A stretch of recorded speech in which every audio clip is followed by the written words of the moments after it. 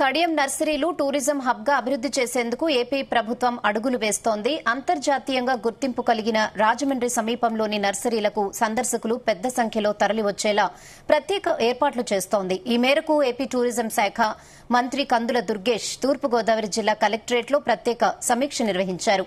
వివిధ దేశాల నుంచి సందర్శకులొచ్చి కడియం నర్సరీల్లో కొద్ది రోజులు స్టే చేసేలా కాటేజ్లు ఏర్పాటు చేస్తామన్నారు.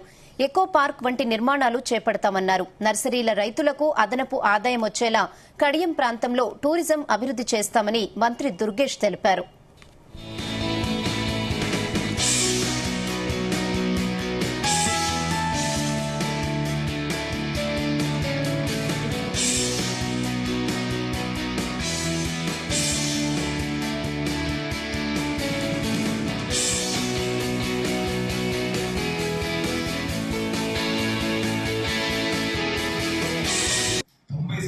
నర్సింగ్ రైతులు నష్టాలు ఉన్నారు.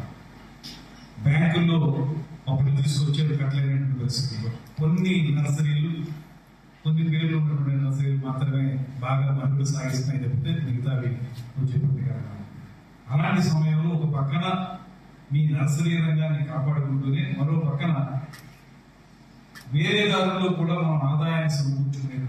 నాకు తెలిసి చాలా మంది ఈ ప్రాంతంలో నర్సరీలు చూడడానికి వచ్చేవాళ్ళు కొనటం కంటే కూడా చూడడానికి ఎక్కువ ప్రాముఖ్యత. కొనటం అనేది కొత్త కార్యక్రమం ఉంది, చాలా మందిని చూసి ఆనందించాలనేటువంటి ఆలోచన ఎక్కువ. అటువంటి సందర్భంలో అలా చూడాలి అనిపించేటువంటి వాళ్ళ ఆలోచనని క్యాష్ చేసుకోవాల్సిన అవసరం ఉంటుంది. కేవలం అమ్మకం ద్వారానే డబ్బులు రావు.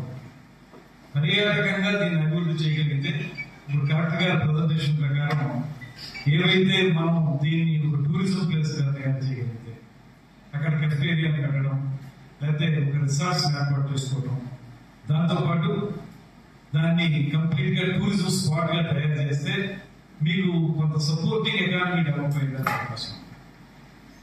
నర్సరీలతో పాటు సపోర్టింగ్ గా మీకు ఈ ఎకానమీని డెవలప్ చేస్తున్న అవసరం. దాంతోపాటు ఒక ముఖ్యమైనది ఏంటంటే మా పాయింట్ ఆఫ్ వ్యూ కూడా సెంటర్ ఫర్ ఎన్వైరన్మెంట్ ఎడ్యుకేషన్ అనేటువంటిది దేశంలో ఉంది. వాడు సౌత్ లో కూడా బెంగళూరులో ఉంది. దాని యొక్క ప్రధాన ఉద్దేశం ఏంటంటే ఈ బొటానికల్ గార్డెన్స్ ఏవైతే ఉన్నాయో, బెంగళూరులో బొటానికల్ గార్డెన్స్ ఉంటాయి, వాటిలోకి పిల్లల్ని తీసుకొచ్చి వాళ్ళని ఎక్కువగా ఎక్స్పోజ్ చేస్తారు. ఎందువల్లంటే నేచర్ లవింగ్ అనేటువంటిది పిల్లలకి చిన్నప్పటి నుంచి డెవలప్ అవ్వాలి. అటువంటివి ఇక్కడ మనకి ఇది కానీ మనం బెటర్ టూరిజం గా తయారు చేయగలిగితే తప్పనిసరిగా పిల్లల్లో కూడా ఆగమైనటువంటిది ఇవ్వగలుగుతాం.